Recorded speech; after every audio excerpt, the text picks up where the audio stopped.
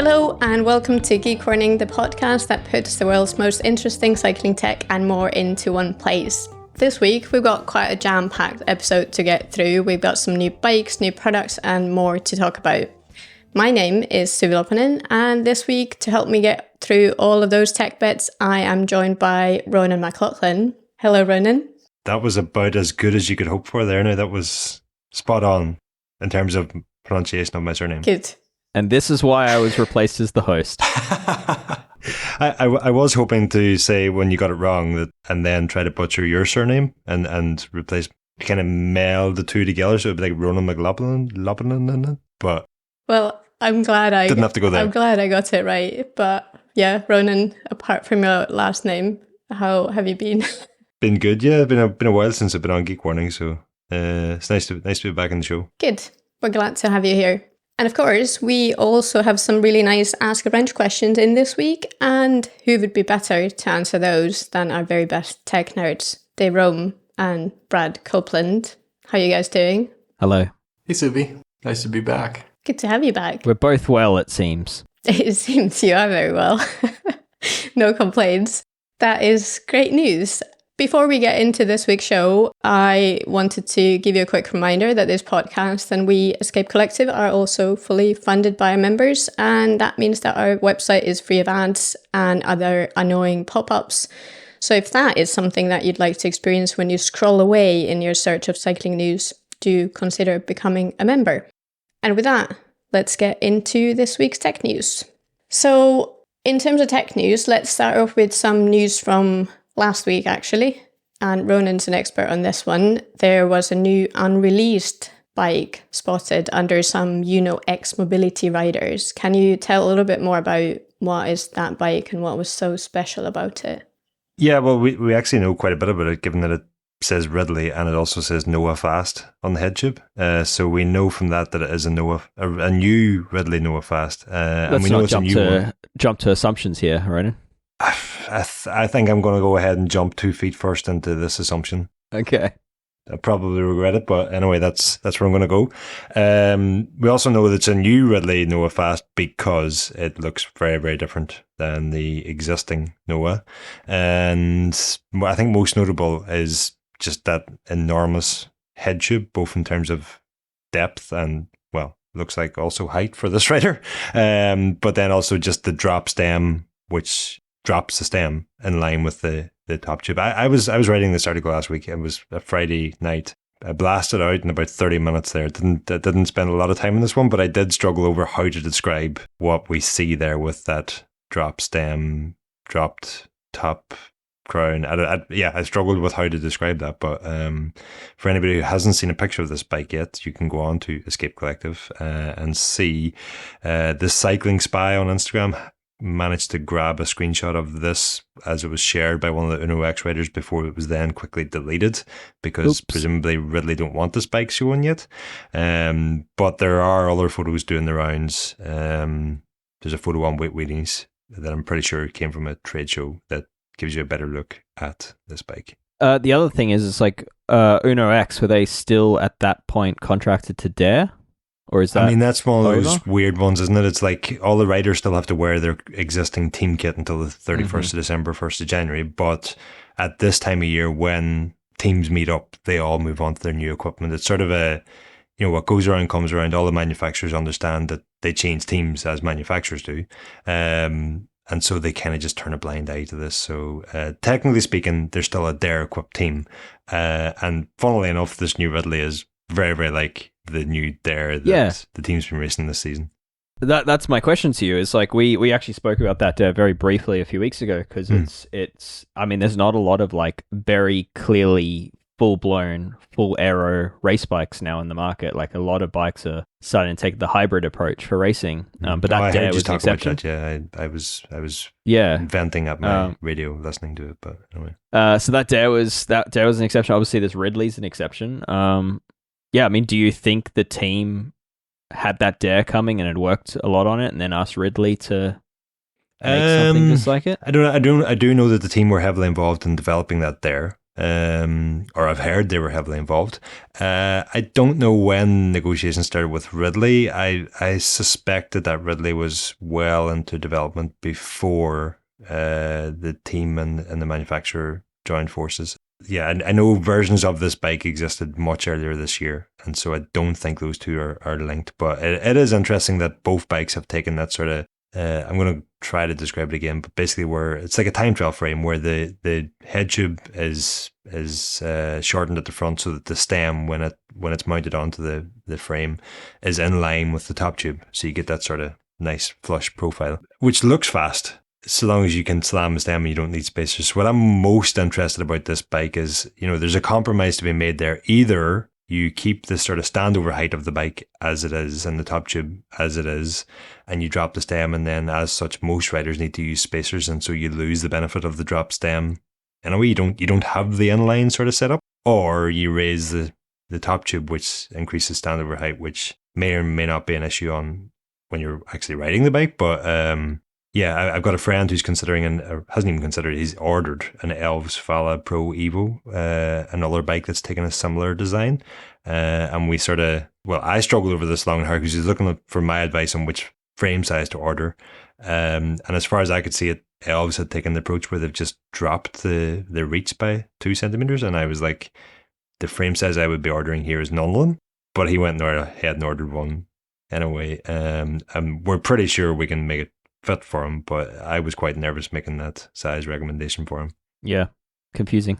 All right. Any idea when this bike might come out? Well, I mean, the team are going to be racing on it from January onwards, so presumably early in the new year, I would imagine. No official word from Ridley yet. We'll keep our eyes open for that one. That's all you had to say about that? I mean, I could go on and on and on, but I don't think anybody really wants to hear any more from me on the aero bike. Oh, no. But how long have you got? Well, we do want to hear about something else from Ronan, because you did last week publish something else as well than this Ridley bike piece. Something to do with trees, I believe. Well, it was mostly to do with tires, and a lot of people might be thinking, what's that got to do with trees? But yes, it does also have something to do with trees, and that's because the natural rubber used within tires does come from the rubber tree, so to speak. And Pirelli have started using FSC certified natural rubber, which means the natural rubber component of their tires comes from FSC, which is Forest Stewardship Council certified trees. They do work in terms of trying to ensure sustainability around the harvesting of that natural rubber. It's a pretty enormous piece. The too long didn't read is kind of that it is great what Pirelli are doing, but we need much more than just the natural rubber to be sustainable. And, we go into what is the FSC, some of the question marks around the FSC, what else needs to be done in terms of making tires more sustainable. It's a step in the right direction, and I want to give, Pirelli credit for that, because it's kind of too easy just to go, we need more, or it's not enough, or whatever, but more is happening. Probably not as quickly as we'd like to see it, but yeah, that was what I was working on. And other brands are doing some things as well, not with the FC, but it might be that they're going to adopt it possibly as well. There's a lot going on there that you don't hear about, and actually, kind of surprisingly, it seems like most of it is driven by automotive, which I suppose in some ways isn't really surprising.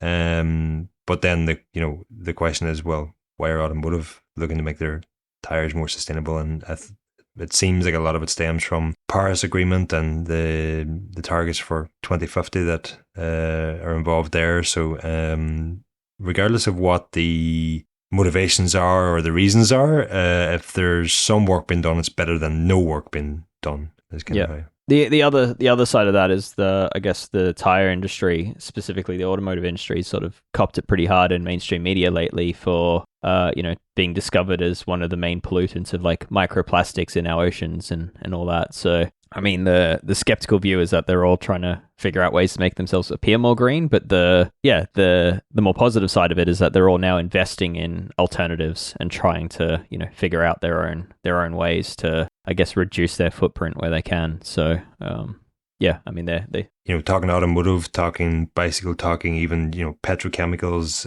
and all these industries, even if they're just reacting to seeing writing on the wall and then doing better because of that. you would like Still to see positive. some sort of corporate responsibility here where these brands decide to do it on their own. But if it takes forcement to do it, I'm okay with that, as long as something is being done. And I hate to break it to you, but our bicycle tires, there's a lot of, but maybe not a lot, but there is microplastic pollution that comes from those also. So it's by no means just automotive. We have to share a bit of the responsibility on that. Obviously, there's a heck of a lot less. Well, no, there probably isn't. I'll leave you on one interesting fact that I uncovered when researching this article, and that is of the largest tire manufacturer in the world is Lego, believe it or not. But they only make small tires. They only make small tires, but they make something like 1 million per day. So That is a lot. they still, even if you factor in the sizing and that, they're still the biggest tire manufacturer on the planet. So yeah, some scary numbers actually in terms of how many. I think it's like 320 million tires per year or something that Lego produce. Yeah. And what's Lego doing to reduce their footprint? Well, that was beyond the scope of that article, but it is a genuine question. All right. Sorry. Well, maybe that's for another site altogether. But there were a lot of interesting facts in the piece. So I would urge people to go and read it, because the fascination for me with this is that that you see an FSC logo on a Pirelli tire. The approach I took is I think we should know whether that means something or not, and so that's what I tried to answer in the article. And the answer is it does mean something, but there's a lot more that also needs done. And you won't see it on all their tires, is the other thing that you cover. You will not, no. Yeah. yep. So just the stuff out of Italy, right? Yeah, and that's Just the stuff out of their own there are facilities? various reasons for that, but one of the things that means that the tires come from Italy can have it is that they actually had to do a lot of changes to their manufacturing facility. And when they built this one in Milan recently, which now basically does the premium P0 range, they built sort of FSC standards into the facility to make that possible. So yeah, you won't see it in some of the lower end tires. I think they do plan to roll it into more and more, but it won't be all. Go read the article. There's loads more there.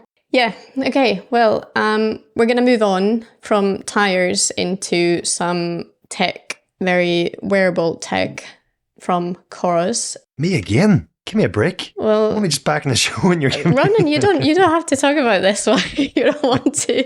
You can leave us.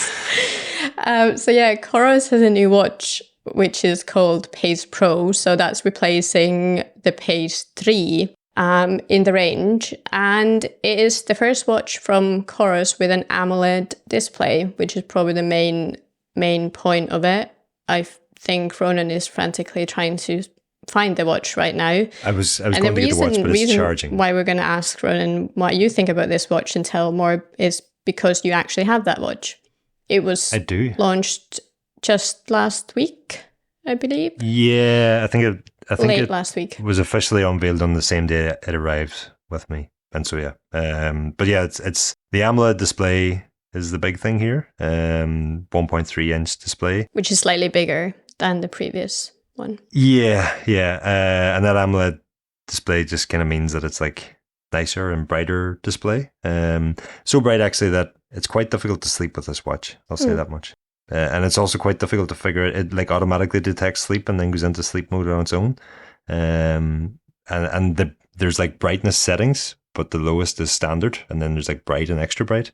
So yeah, I've been struggling to figure out a way to sleep with this watch. I've been like putting my arm under pillows and all sorts, and then just cracking up and turning it off in the middle of the night. But yeah, Coros seem to be really hanging their hat on battery life with all their new. Well, I mean, it's kind of always been their thing, but also just like in terms of that Jura cyclocomputer that they released earlier this year. This watch, roughly speaking, I've had it for a week now. Today is the first time I've had to charge it.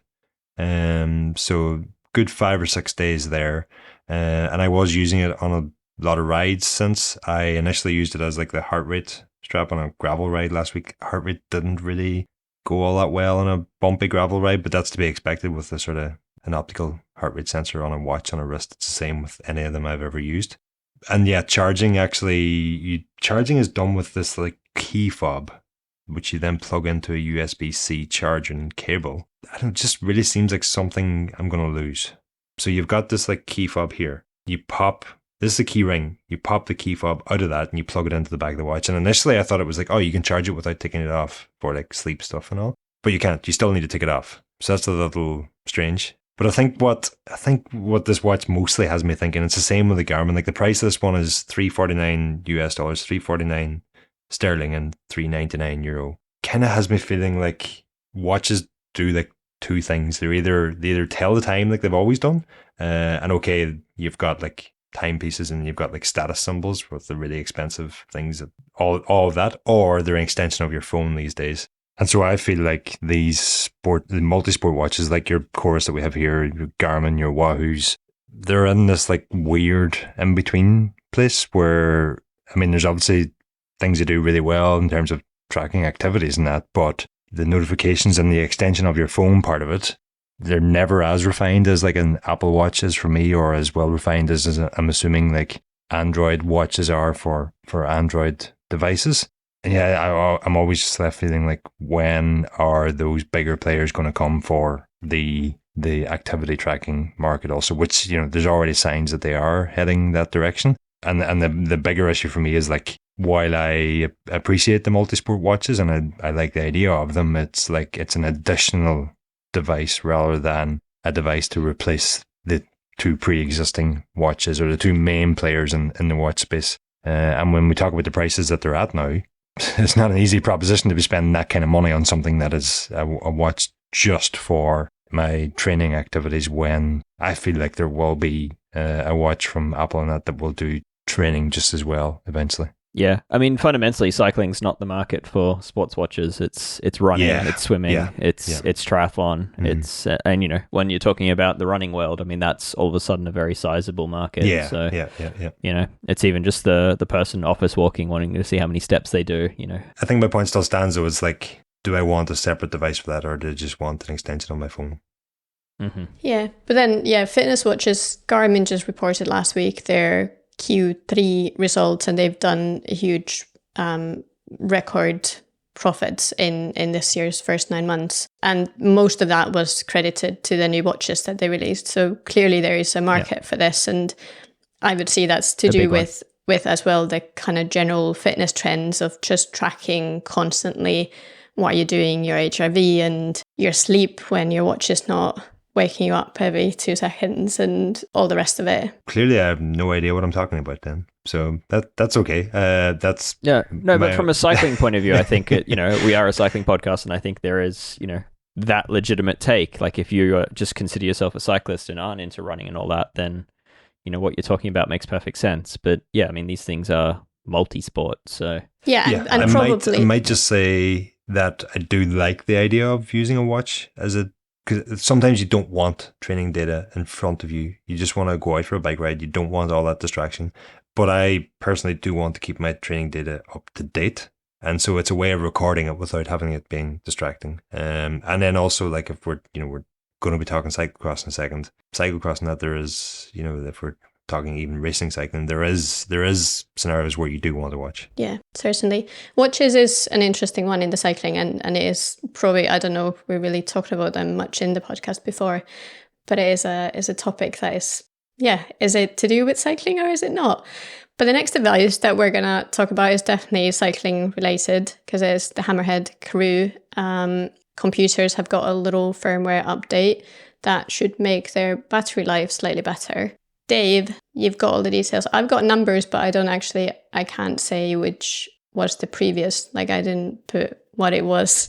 Previously, like the new Karoo, I mean, this Karoo came out alongside SRAM Red Axis 2x Road group sets, so sort of released the same day as that update to that group set. And that had a boost in battery life. It was going 15 hours sort of minimum under sort of like heavy use considerations, like with maps running and phone connection and all that. And yeah, I mean, it's decent. It wasn't fantastic, especially when you compare it to, say, what Coros is now doing in the market, where it seems like their battery just doesn't run out. And yeah, so 15 hours is the standard. That continues if you're running default ride mode. It's still 15 hours.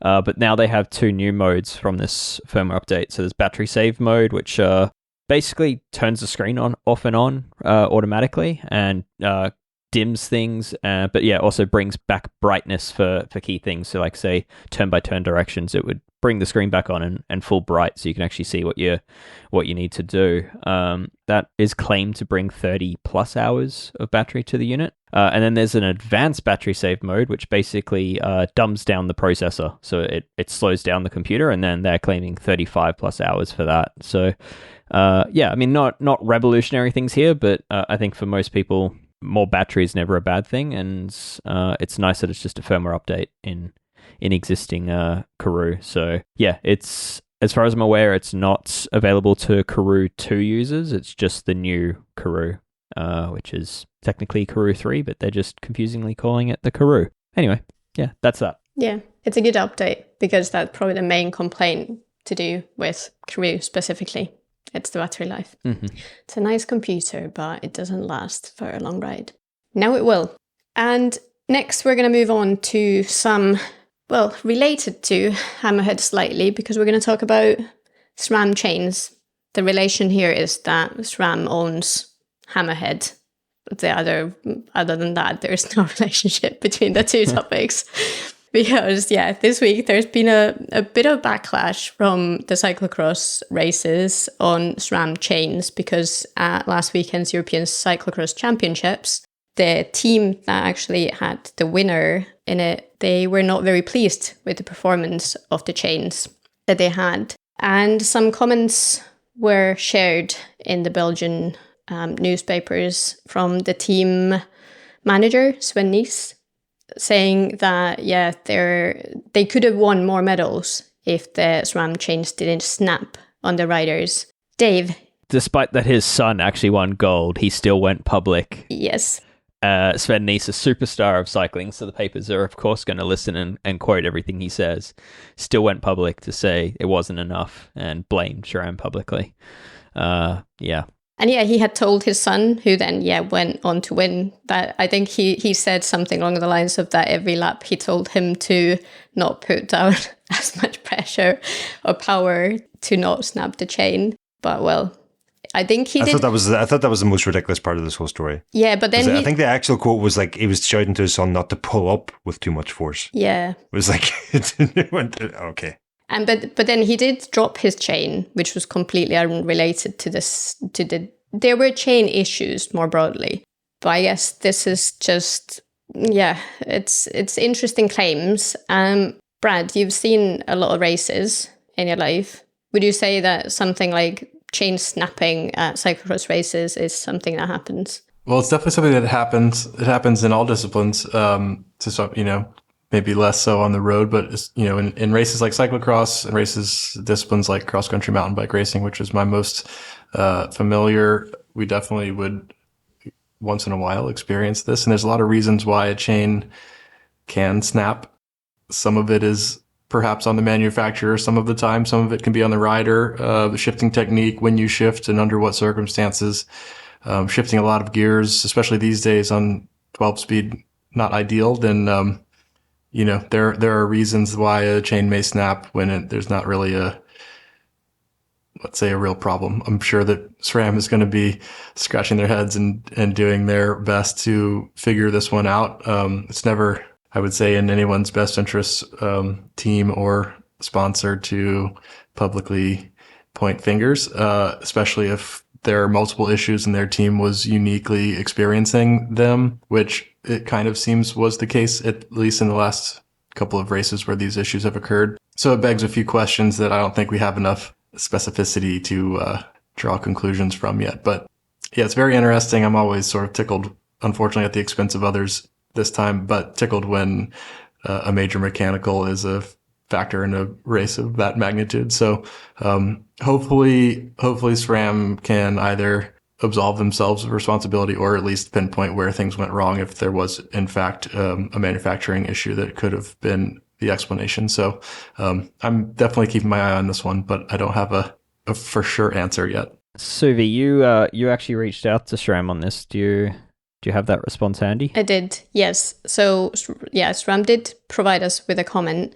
we are in constant and close communication with the Baloise Trek Lions team and are working to fully understand the specific of these incidents. We understand the rider's disappointment, and SRAM engineers have the chains in their possession for immediate evaluation. Additionally, this issue is exclusive to this team.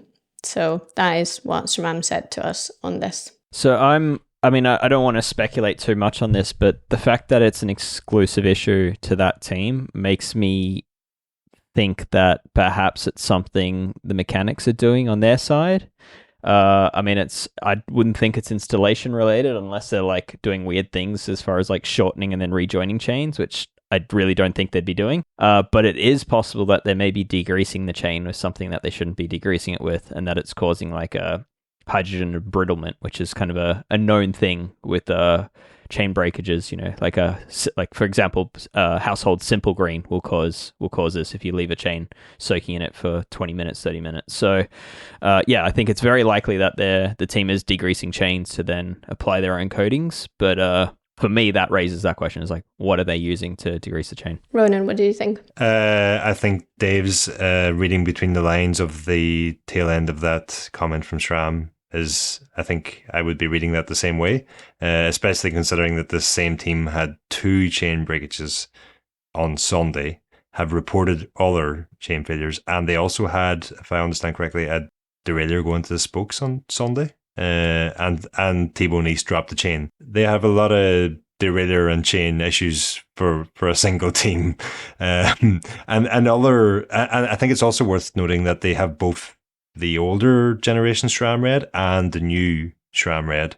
So initially I thought, well, was there maybe something with the hollowed out chains here or something? They could be using new chains on both group sets. They could be using old chains on both group sets. We don't know. But I would, if I was that team and if I was Sven Nys, I might be looking internally before shouting off and asking questions publicly. Yeah. Or it goes back to what Brad said, which is like everyone in the team is just riding stuff way too aggressive, and that there are functional, mechanical limitations on this stuff. And if they are putting 1,000 watts down while trying to shift 3 gears, then maybe there's that. But I think it's less likely. Cool. Well, we are gonna keep an eye on if more chains snap anywhere in the cyclocross races going forward, and any developments on this story. But before we move on to our Ask a Wrench questions, some of them are actually chain related, we have a little PSA from one of our Escape members on Discord. Eugene gave us a really, really good tip, which is as follows. It says, fix creaks and squeaks right away, because that's the sound of sliding friction wearing down some part of your bike.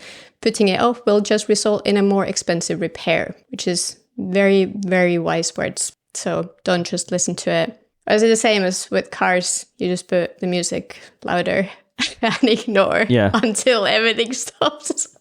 I will say that could be easier said than done, because sometimes finding the creak is the challenge, not fixing it. It is. Yeah, it can be. Yeah, I mean, this is probably one, if you really don't know where it's coming from. I mean, this is certainly the realm of a professional mechanic as far as chasing down a mystery creak. I mean, some of these things can be pretty stubborn to find and require component changes and various other things. But it's certainly wise words. And putting that sort of noise off is it's not going to fix itself. Yeah, Brad, do you have any thoughts on that PSA? Well, other than completely endorsing it, I'm not sure there's a ton to add, but it's definitely true. It's a very good piece of advice for everyone listening. Creaks can develop in many ways and be caused by things that you would never expect, and can, like Ronan said, be very difficult to pinpoint, especially when they're a little less conventional, let's say. But if you have a good bike shop or a good mechanic that you know of, odds are they've seen it more times than just the time you're experiencing it, and will be able to track it down, at least through sort of a relatively procedural, step-by-step way to isolate and then fix it without having to take your whole bike apart. So it may be mysterious, but it can be resolved, and usually doesn't take too much time if it's done by someone who has seen and has the experience. Yeah, I mean, in my experience, the bottom bracket is the first thing people blame, and it's often not the bottom bracket. So, it's always blamed, but it's like 10% of the time related, and otherwise it's not true.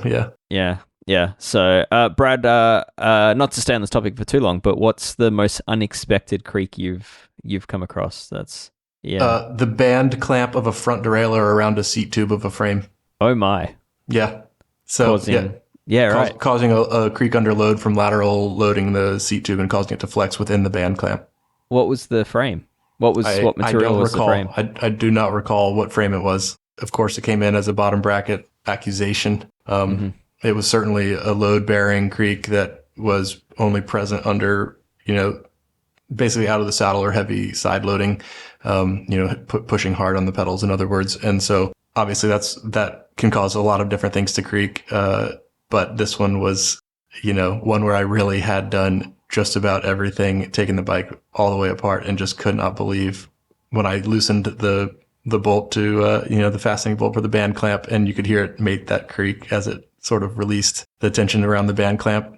It was just one of those where I just dropped the tool and had to just like take a walk for a minute, because it's just so unbelievable and unlikely to be from there. But that's also proof of the fact that it can be from literally the most unexpected of places, and don't rule anything out, and don't always blame your bottom bracket. These days, I would say it's very unlikely that it's the bottom bracket unless your bike is just completely hammered. So yeah, I actually in my Instagram DMs, I had your colleague Brad, Greg was telling me he was trying to discover. He had ideas on how to solve the problem where if a seat post is too long, it can flex in the frame and cause a creak that can be quite hard to trace down.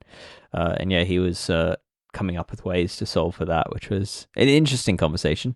Every conversation with Greg is interesting. Yeah, but I think that's for me is probably the one. It's like and I've seen it a few times now where like you don't expect a perfectly greased or carbon pasted, perfectly torqued seat post to creak, but I have had it where if it's too long, it can kind of lever itself and flex at the base of its length inside of the frame, and it's a hard one to track down. It's very common. It's not unrelated, Dave, to my mystery front derailleur. It's the same basic principle applying in both cases, causing a creak from an unexpected and seemingly unlikely source. I think once upon a time on this podcast, not too long ago, Dave, we talked about PSAs, and cutting your seat post shorter was mine. And that's a main reason why. You're basically creating a fulcrum point where the post is pinched or fixed by, if you have an internal wedge or something like that. But, it's like a point around which your seated load on the seat post on the saddle kind of rocks in between that clamped point. And if you have, especially on an aero bike where the tolerances aren't a round tube and a round tube, there's usually some gaps and spaces, and some opportunity for some sliding kind of friction under load in those two flat side profile of the seat post and seat tube. There's a lot of surface area to creak and slide against one another there. So if you have a long seat post and you're not a very tall person and there's most of it's inside your frame, the general rule of thumb is 90 millimeters. Your frame manufacturer may have something else to say, so you can check what the minimum insertion requirements are. But you don't need to have all that carried around, and you'll definitely save a few grams as well if you cut the unnecessary part off and throw it away. So it's kind of a win-win. I feel like we're getting to another PSA here. Check your seat post length. It reminds me of the first bike I ever got in for review doing this job. Don't know if you remember the story, Dave. 4 years ago now, the Look 795 monoblade RS, and the seat tube and the seat post aero design were so out of tolerance. You could actually you could hold a gel on either side between the seat post and the seat tube, and that creaked a lot. And it turns out that adding carbon paste did the gel help? No, adding carbon paste to it actually made the creaking even worse. And I think I was just I've spoke to other people who had the same frame and had no issues. So I think it was just a one-off. I don't know. I was waiting on a replacement that I never actually got to check, and then that bike's been replaced since. So I'll never know. But if you've experienced the same thing and you have that bike, please let me know, because I've always been interested since. If you can store a gel between your seat tube and your seat post, you should probably ask for a warranty. Is the PSA on that one. Yes. Yeah. I mean, that's an incredible intolerance, but, at the same time, a lot of these aero bikes have a pretty loose fit on the side, because the clamping fixing is done by pressing the seat post into either the front or the rear of the seat tube. And what's on the side is basically being it's not really being clamped. An old trick is to actually put a little bit of grease on the sides, actual grease, and only carbon paste the front where it's going to be sticking against the, if it's wedged from the back or vice versa, but wedge pushing the opposite side of the seat post into the seat tube. So just carbon paste on the front and back and a little grease on the side so that when you do get that inevitable slipping, that's kind of loose fit on the sides, the surfaces just slide and don't stick and slip and make that creaky sound. So that's a little kind of maybe quietly spoken pro tip for you that might help, even though I fundamentally disagree that your post should have had that much of a gap in between it. So I want to explain it. It was like the little bit of the gel that you rip off. It wasn't like the fat. Not a fat gel. It's not a full gel. It was. I think it'd be a skill to fit a gel, like a full one. I mean, it was still far too scary. much, but it was exactly what you've gel. described there, Brad. It was, the back and the front were where it was clamped. It was, the sides were gel housings. Right. Yeah, it's internal storage. That's popular on bikes these days. So they're just ahead of the curve. Cool. Well, all of that chat brings us nicely to Ask a Brunch section of this podcast. We're going to have a little break and then get into all of your questions.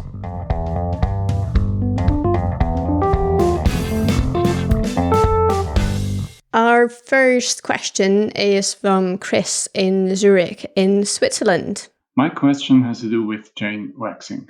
When should I pull the chain out of the molten wax? Is it while the wax is hot and runny? I believe that's what Adam Karen is telling us to do. Or is it much later when the wax already cooled off to around 56 degrees, so there's more wax sticking to the chain? That's what Josh thinks is best. Whose advice should I follow? Thank you. What do you think? When should the chain be taken out? There are different points to this, and the idea is that if you take it out while the wax is super hot, then that wax just kind of pours out as you lift the chain, and you don't have as much wax infill in the chain as you could. And that's where Josh Portner of Silka recommends that you actually let the wax cool a little bit so its viscosity is not so thin, and that it sort of holds in the chain a bit better.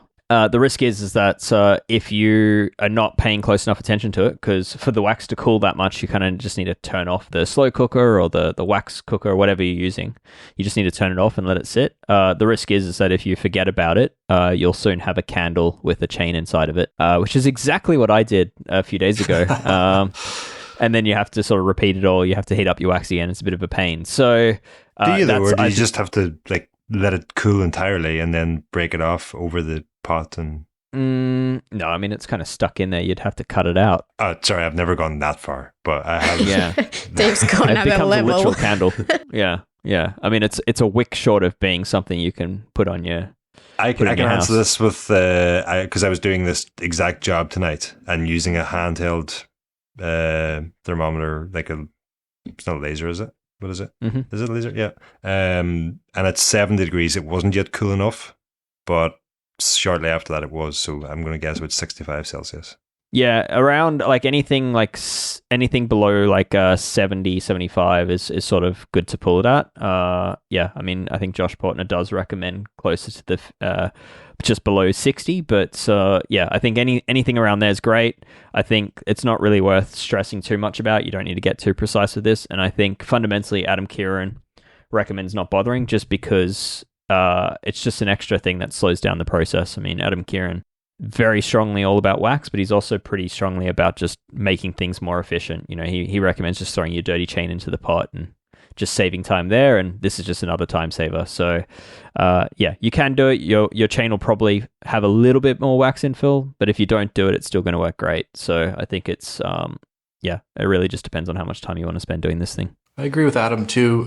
If I can just add my 2 cents, when you have waxed your chain, there's usually a little bit of a break-in period where you also often will have some sort of funky performance with shifting because there's a little bit of a stiffness or an excess buildup of wax that needs to be broken in first. And so if you do let it cool and collect a little extra wax, it may lead to some slightly longer, run times between re-waxing. But you may spend some of that time working through that period where the chain is a little bit noisier, the shifting is a little bit funky until things loosen up a bit anyway. So if you do follow Adam's advice, and that is what what I do and what Greg and I do at the shop for when we wax chains is to take it out when it's a bit hotter than 60 degrees Celsius. We do it in Fahrenheit, so I haven't done the conversion, unfortunately, but it's hotter. It's a little bit thinner. And, once it's cooled, the chain is still stiff and rigid. You have to kind of break it up and loosen up the links. We have a little pulley system we've engineered to do that. That's not something you need to stress about a whole lot, as long as you're doing the process correctly. The exception to this is if you're bought into Silka's new system with their wax cooking system and everything, and it goes up to I think 125 degrees, or maybe even higher. I can't remember off the top of my head, but it's and they recommend that 120 degree mark for if you're using say their endurance chips, or if you're using their strip chips where you just can drop a factory grease chain straight into your wax and it'll convert that grease to a fatty acid. If you're doing that, then I would recommend, if you got it at 120 degrees, then you should turn that cooker down to 75 degrees, leave it 10 to 15 minutes, and then pull the chain. Because if you do pull the chain at 120 degrees, one, it's potentially dangerous if it splashes onto you, and two, you probably will have all the wax pour out of the chain. Just add that I'd also be more concerned about what temperature you're heating it to than what temperature you're pulling out at when cooling off, because if it goes too hot... Yeah, no, Silka is flying pretty close to the sun on that, because I think the wax does degrade at about 140 degrees. So they're getting it right up to the limit of what before the paraffin so it starts to break down. So yeah, I think there's many ways to do this, but yeah, fundamentally it perhaps doesn't matter too much once you got it around that 75 degree mark. Next up, we are going to have a question from Dan from Indianapolis, Indiana, in the United States.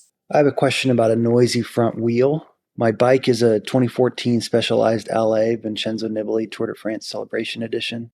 I have a Dura-Ace 7800 group set on it. Absolutely love the bike. It's one of those I'll never get rid of, no matter what happens. It's super fun to ride, pretty simple to maintain.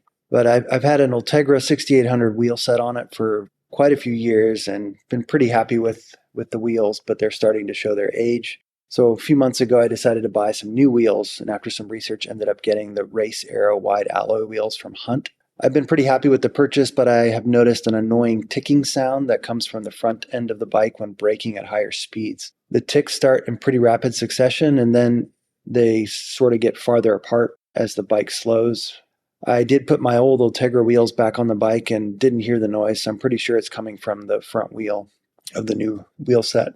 I've checked the headset, brake calipers, brake pads, everything else seems to be fine. And when I did take a closer look at the brake track on the Hunt front wheel, I did notice a small ridge that crosses the braking surface. And I'm wondering if this might be the cause, basically a noise caused by the brake pads striking this ridge over and over again during braking. So my first question is, does this seem like a reasonable explanation from what I'm hearing? And if so, is it okay to keep riding? And then my next question is, how can I get rid of this noise? Thanks so much. Love the show. Good question, Dan. Thanks for submitting one, first of all. And I think you're really on the right track here. No pun intended, Dave. So it sounds like what you have is this is an alloy wheel set. So this is not an uncommon experience for alloy wheel sets, although on the higher end of the spectrum, you would hope that you may not experience it. And it sounds like it's only coming from your front wheel and not the rear one. But it is most likely the thing that you observe, which is the seam where the rim is joined together. It's originally a straight piece of aluminum extrusion that's, curled up into a circle, hopefully close to a circular shape. It's usually pinned together, often welded and often machined. It should not have a real big seam, and it sounds like yours might be a little bit beyond what I would consider to be normal or expected. There are some options here, but because it's a new wheel set that you recently purchased, I think the first thing you should do is contact Hunt about this, because it's most likely something that they will cover under warranty.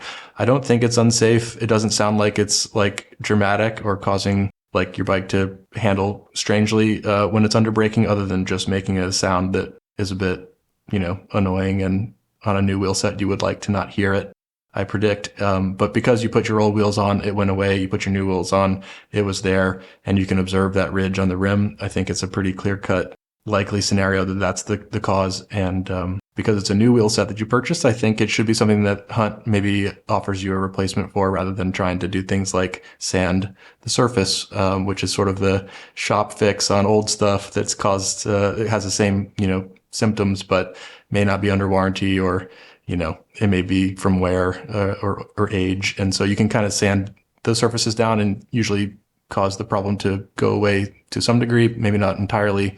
But since they're new, I think you should have the best experience possible and try to pursue a warranty replacement for your front wheel. Fully agree.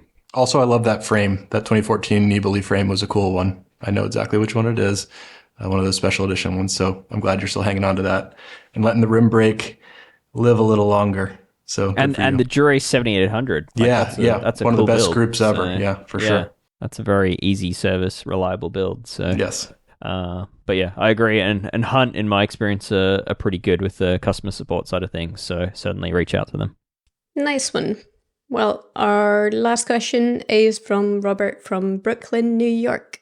I have a mountain bike geometry question for you. I currently ride a size small Vitus Rapide FS, which is a full suspension XC bike that's got 100 millimeters of travel on the front and rear. It's my only mountain bike, and I do a fair amount of not too technical XC style racing on it. With the trend towards longer travel XC bikes coming out, I'm really tempted to upgrade to a 120 millimeter fork, but I'm a little concerned about changing the bike's handling too much. Here are the options that I'm weighing. The first would be to just swap the 120 millimeter fork and accept the Cycler head angle. The current head angle is already a bit steeper than bikes like the Specialized Epic Evo, so I'm wondering if this might even be a benefit, but I'm not sure if the handling would be too affected. The second option is a bit more complicated, but it would be to look for a 120 millimeter fork that has a 51 millimeter offset. In theory, I think this would reduce the trail a bit, which might counteract that slacker head angle and keep the handling a little bit more nimble. I'm not sure how this would work out in practice, and it also might be kind of difficult to find that 120 millimeter fork with the 51 millimeter offset. And the last option is not quite as fun as the other two, but it would be to just stick with the 100 millimeter fork and try and get better at mountain biking. But I'd love to hear your thoughts on this. Yeah, this is a good question from Robert in Brooklyn. He's riding a Vitus. It's a few years old, and he wants to bring the front end travel up to modern standards, which are approaching 120 from most brands these days. I happened to work at Specialized during a time when the Epic Evo was sort of before it existed and then was conceived and then came into existence. And before it existed, a lot of guys in the office were doing exactly what you're talking about doing now. The Epic itself was a 100 mil platform front and rear. The office is relatively close to Santa Cruz. A lot of the bikes are set up for a little more trail or downcountry oriented riding in that area. So it was pretty popular among the kind of mountain bike contingent in Morgan Hill at the headquarters office there, to kind of set the bikes up a little more aggressively. And so there's a few variables here. 120 mil is going to add like 1 degree slacker kind of equivalent to your head tube angle, basically. So it will slack the bike out slightly, but it will be kind of in the same range of what modern head tube angles tend to be on these bikes with 120 mil forks. So my answer would be go for it. If you think it would improve your riding experience, I don't think it will cause any excessive or unpredictable feelings from the slight geometry change that will happen when you increase the travel by 20 mils. Yeah, so I guess, to add to that, expect like a 1 degree. So I'm looking like if you've got the most recent version of this bike, you'll go from like having a 67 degree head angle to roughly a 66 degree, which, as Brad said, is kind of in the ballpark of like where the latest cross-country bikes are sitting. The bike you have already has a really steep seat tube angle, so it will slacken that by the equivalent amount, but I think you'll still be in the right area. So it's currently sitting at 77 degrees. You'll go probably about 76. That shouldn't be an issue. It will raise your bottom bracket ever so slightly, and you'll probably want to adapt to that slacker head angle with at least reducing the stem height on via spacers, or potentially even maybe even a marginally longer stem or something like that, but it probably isn't going to create that much of an issue that you'll even notice that. As far as like you asked about fork offsets and chasing a 51 millimeter offset, truthfully I probably wouldn't bother. I think that that longer trail figure is probably not necessarily going to be a bad thing, and it's something that you will quickly adapt to. In back-to-back testing, if you're doing 44 millimeter versus 51 millimeter offset tests, you can feel the difference, but after the second ride, you sort of pretty quickly forget about it. So I wouldn't stress too much about that. Yeah, but this is a common thing done, and I don't think there's any real reason not to do it. If you're looking for that slightly more support and slightly more raked out front end, just go ahead and do it. Good upgrade. Cool. That was all of the questions this week. If you have one for us, you can easily send that over at escapecollective.com/hello. You do need to be a member for this. And once you're a member, you can just simply introduce yourself, ask a question, tell us where you're from, and try to keep it relatively brief. And let us know what bike you have if it's a question related to the bike, because that's handy. Or maybe even if it's not related to the question. It's nice to know what you ride.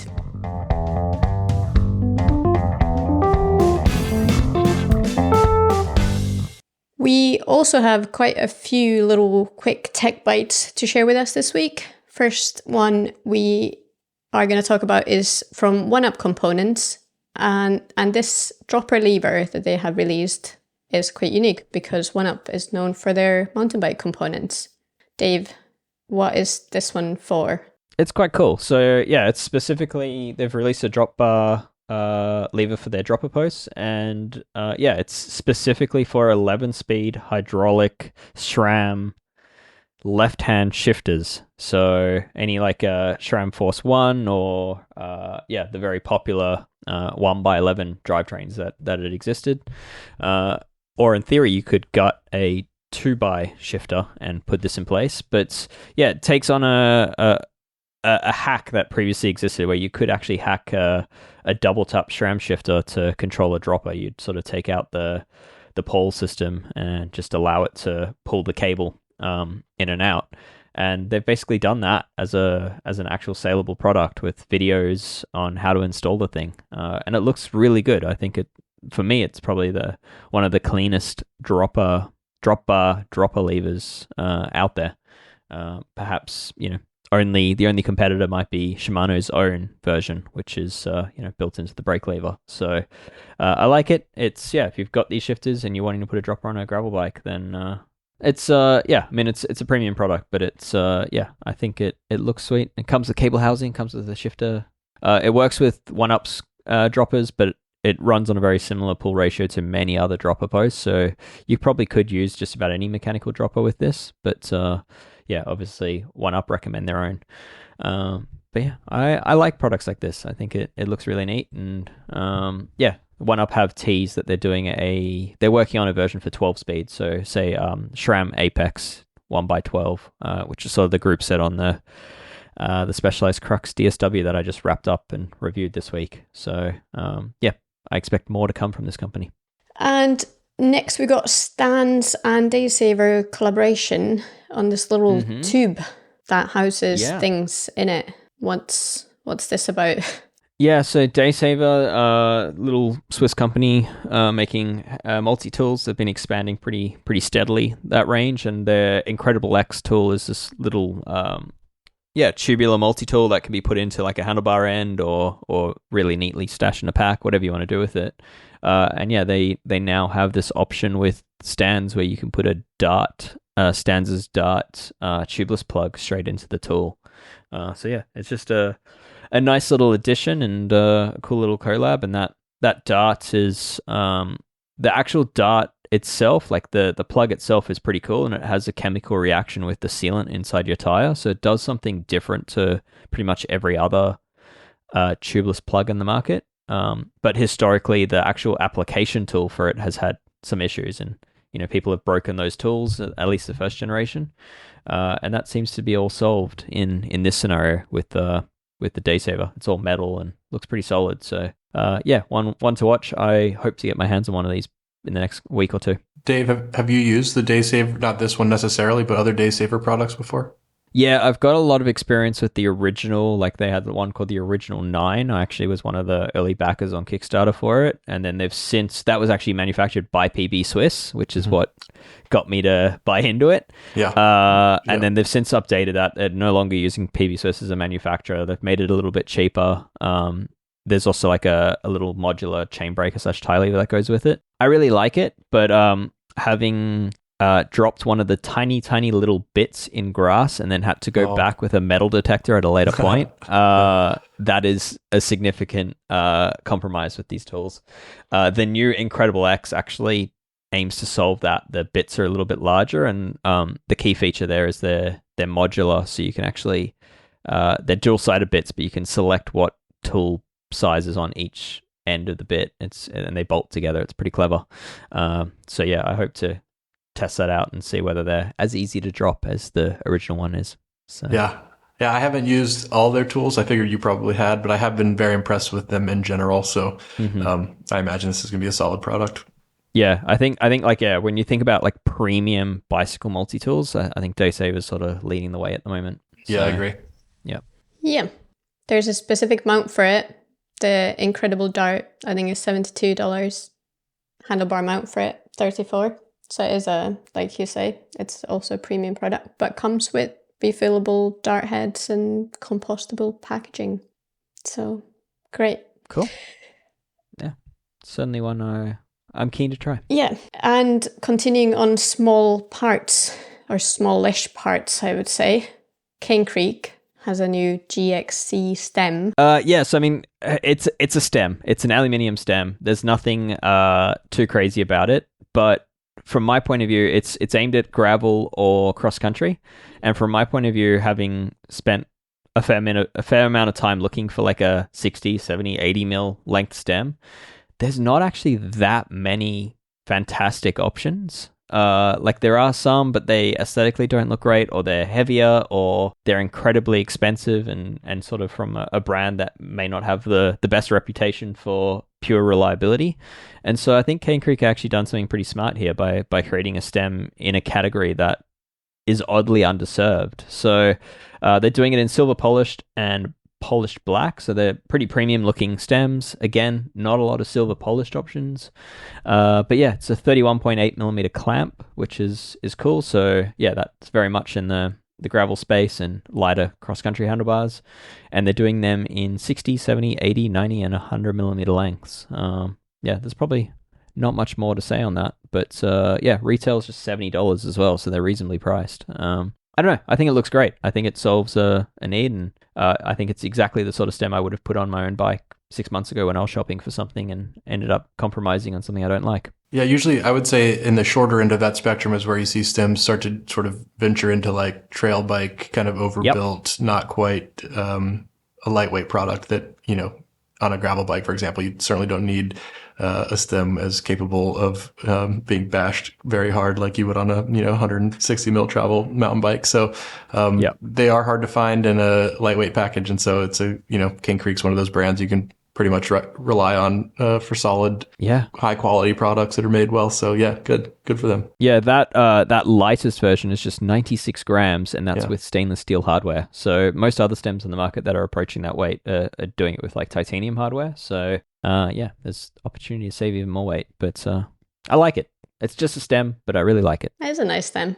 On the topic of handlebar stems things, there's also Aerocoach track bars. Yes, Ronan, I'll take this one. Go for it, Ronan. Tell us more.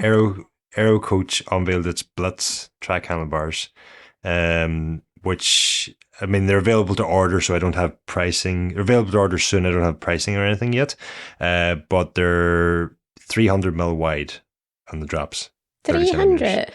So they actually they flare inwards towards the frame from the widest point. And they're also, quite unique looking, I will say. And that they've got like it's a lot of sweep. It's almost Cervelo S5, like the stem attachment, but it's like, not quite. But there's basically a wing that connects the tops above the stem clamp. I'm describing this terribly, but they're on the Aerocoach UK Instagram account, and I think they're just wild looking, so I wanted to mention them in the news. Yeah, they do look very wild. Also a nice, UCI rule loophole, and we always love to see that. So tell me about that. You mentioned 300 mil width at the drops, right? So what is the rule exactly? So the rule, and I actually, I'm saying that I'm assuming it applies in the track also, but basically on the road, it's like your minimum width of the handlebars has to be 350 mil. So if your hoods, or if you're on the road, what happens is they flare out the drops, and so the drops are 350 mil wide, but at the hoods, you can have them 320 mil wide, because the rules don't say that your hoods have to be X amount of mil or centimeters wide. They just say the minimum width of the bars is 350 mil. Aerocoach is taking the reverse on this. They're widening the hoods. Because on track sprints and track events, you want to be as narrow as possible at the front there. And so the narrow bars and track sprinting are not something new. That's been done for a long time, which kind of has me wondering if the same rule applies on the track or not. I probably should know that, but I'm not as au fait with track rules as I am with road. Well, thank you for the corrections corner for next week, Ronan. Yes. We'll need to have you back for that one. But that's really cool. And I'd imagine that widened section above your wrist is probably helping trip up the air a little bit. Or, it's probably having some benefit in that regard too. Yeah, and like the bridge between the two tops sections, I'm assuming that's like some sort of stiffness thing more so than, I mean, on the face of it, you could look and go, oh, I wonder there's some trick aero happening there. I'm not sure. Perhaps there is, but I'm also going to assume it's mostly stiffness considering the event here. Yeah, neat. Yeah, interesting looking bar. Then we've got one more new bike to talk about, which has actually been officially launched. It's not hidden anywhere. Lapierre has yet another new bike. So this time they have updated the Pulsium endurance road bike. It has the typical improvement in aerodynamics, lighter weight, more tire clearance, but interestingly also a little bit more aggressive geometry considering it is an endurance bike. So a couple of weeks ago they released the Xelius, and this one the Pulsium now has the same kind of seat stay design as the Xelius has. It used to have an elastomer around that area, so in the seat stays to bring more compliance and flex to that. They've now taken that away, but Lapierre still claims that the frame's more compliant and more comfortable than the previous version. There's loads of watt-saving claims, and there's also a new extra large frame size added to the range, which is great news for taller riders. So there's a 38mm tire clearance, an added top tube mount for a bag, and prices go from 2.9k to about 5.7k in the UK. There's, quite a range of specs available. Nice looking bike. So that's the new bike from Lapierre. And then we have some Yamaha e-bikes that are now out of the US. Dave, you know more about that? Yeah, Yamaha, the massive motorbike lawnmower company, they had made a big entrance of doing their own e-bikes. So previously they kind of entered the e-bike market with Giant. They had their motors on Giant bicycles, big partnership. But then they launched their own brand, invested a lot of money, made a lot of waves, had like everything from like e-gravel through to like full suspension mountain bikes. And they have now announced that they are withdrawing from the US market entirely for their e-bikes, for their own brand of e-bikes. I guess what is unknown at the moment is what this means for Yamaha global, like whether they'll continue to invest in Asian, European markets. But yeah, certainly it's pretty big news for the e-bike world that someone as big as Yamaha, with the budgets of Yamaha, that they've decided it's no longer worth investing in the US market, and that they're just going to walk away. It's sort of, for me, it's a pretty big indication over one, how the market's going, but also two, over that it's, there were rumors that e-bikes were going to allow big automotive money to come in and sort of take the bicycle's money, and I think this is a pretty clear example that it's not that easy, and that perhaps that trend is not something that's really going to play out. So yeah, anyway, one to watch. Yep.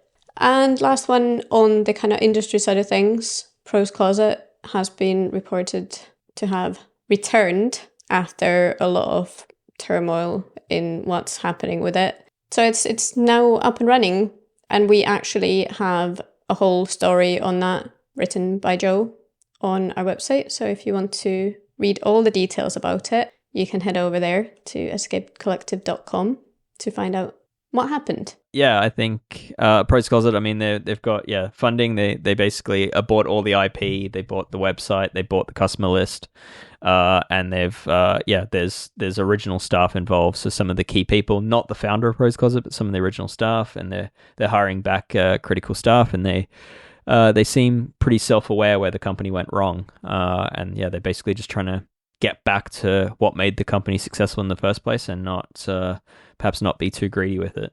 I don't know. There seems to be a good amount of awareness here over prior mistakes, and I wish them luck. Yeah, I mean, it's not an easy business, as I've said on the podcast before. I think it's a very tough business shipping used bikes around the country, but it's it sounds like they've got a good plan ahead. And with that, we've come to an end of this week's tech news. But if you're still craving more, you can always get some at escapecollective.com. And if you're a member, there's loads of really nice exclusive content out there, including new things from Ronan. Is there anything that you would like to highlight what you've been working on? I think maybe last week's Performance Process podcast with Ken Ballhouse of Sync Ergonomics and John Pittman, who's head of aerodynamics at Australian Centre for Sports Aerodynamics.